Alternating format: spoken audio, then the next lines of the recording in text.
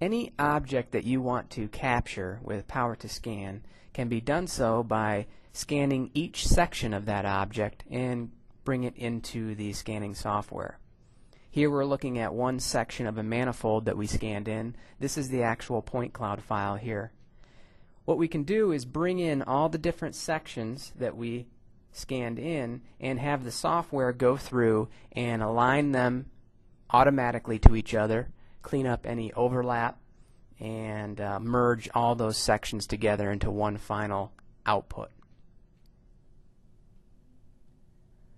What we can actually do is look at each section and how they're registered to each other, and I'm going to expand out this menu. You can see each section listed there. I'm going to go ahead and hit View All, and this will actually bring up the file so we can view what the software is actually doing. And you can see each section is actually color coded here, and it does a nice job of aligning those up to each other where they need to be.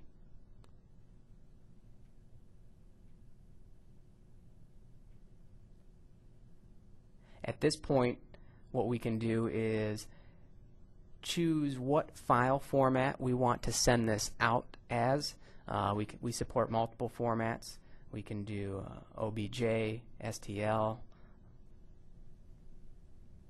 and this will dictate what we bring in to SolidWorks. So I'm just going to go ahead and hit Next, and I'm going to select these two formats, STL and OBJ. You can see we support WRL files, OFF, DXF, and I'm going to go ahead and hit Finish. Okay, so now we're going to take that STL file that we got from the scanner, bring it into SolidWorks, and use the Scan to 3D function to work with this file. There's all kinds of nice tools in here that allow us to go in, make edits to the model. Here I can come in and actually remove extra detail that I don't need, just to get that out of the way.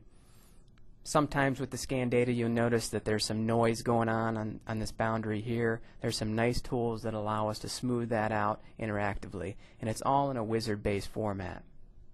Here we can patch up any holes. The nice thing about this is we can use all the standard SolidWorks tools to start to build our geometry referencing this scan data.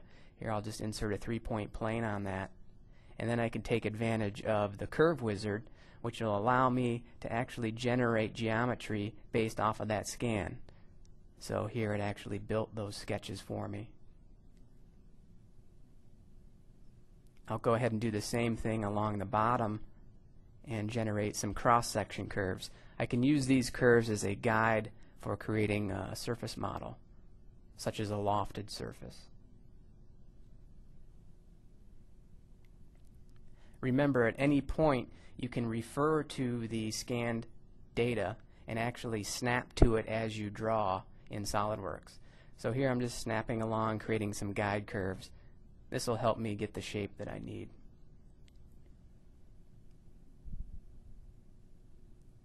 I'll pick all the curves I created to generate that final surface. So the resulting feature that we get, would be very difficult to actually physically go to that model and take the required measurements to just duplicate this in SolidWorks without referencing that scan. So we can continue on with that process, referencing that scan data, building up all our SolidWorks geometry to give us that final parametric model. So if we actually hide the mesh to take a better look at the SolidWorks geometry that we created, we can see that the final result here looks nice.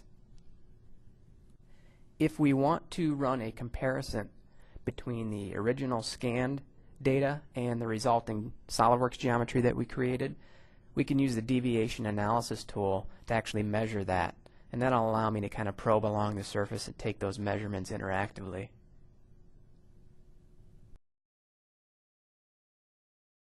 So you can see power2Scan and SolidWorks make the process of reverse engineering very easy and intuitive.